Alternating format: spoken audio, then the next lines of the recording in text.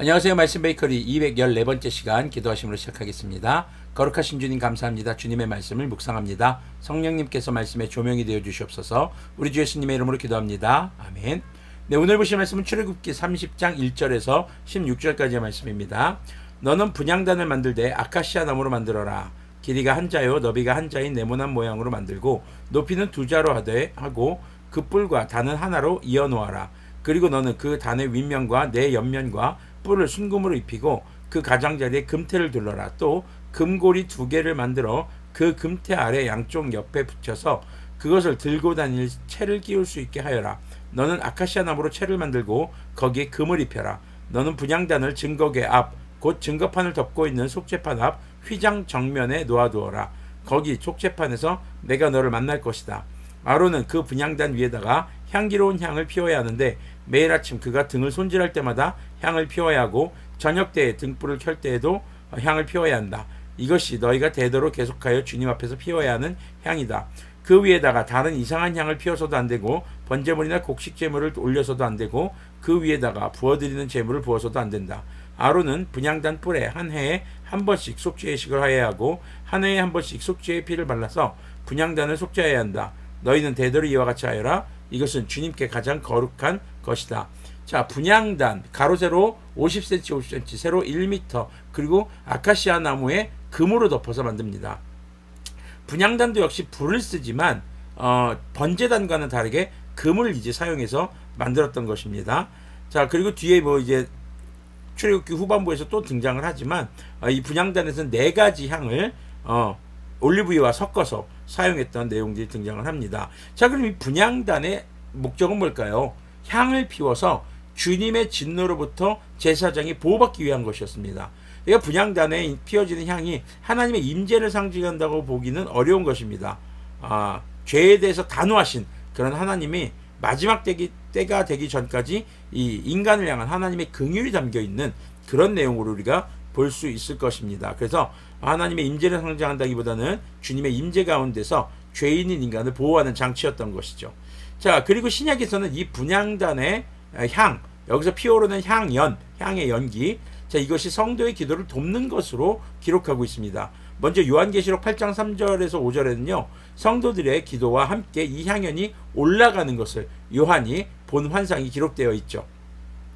자, 이런 것들은 로마서 8장 26절에서 말할 수 없는 탄식으로 우리의 기도를 도우시는 분, 그러니까 성도가 어떻게 기도할지 모르는 그런 기도 속에서 거룩하지 못한 요소들을 없애고 주님의 뜻에 합당한 기도의 열매가 열리도록 도우시는 바로 그것이 이 분향단의 의미라고 볼 수 있을 것입니다. 때로는요, 우리가 어떻게 기도해야 될지 모를 때가 있습니다. 내가 기도하는 것이 맞는 것인가? 이것을 구한 것이 맞나? 라는 생각이 들 수도 있습니다. 그러나 주님 앞에 간구할 때 주님의 뜻에 합당한 것은 응답되고 아닌 것은 거절될 것입니다. 그 중간에서 바로 우리의 기도의 거름망 역할을 해주시는 분이 성령님이십니다. 그게 아니면 우리의 죄악된 간구가 주님 앞에 바로 올라가면 우리는 주님의 진노로부터 피할 수 없기 때문이죠. 그래서 우리가 주님께 기도할 때 우리의 기도를 도우시는 성령님이 계시다는 것, 구약에는 바로 이 분향단이 그런 역할을 했다라고 우리가 볼 수 있겠습니다. 11절을 보면요, 주님께서 모세에게 말씀하셨다. 내가 이스라엘 자손의 수를 세어 인구를 조사할 때에 그들은 각자 자기 목숨값으로 속전을 주님께 바쳐야 한다. 그래야만 인구를 조사할 때 그들에게 재앙이 미치지 않을 것이다. 인구 조사를 받는 사람은 누구나 성소의 세겔로 반세겔을 내야 한다. 한 세겔은 20게라이다. 이 반세겔은 주님께 올리는 예물이다. 20살이 넘은 남자 곧 인구조사를 받은 사람은 누구나 다 주님께 이 예물을 바쳐야 한다.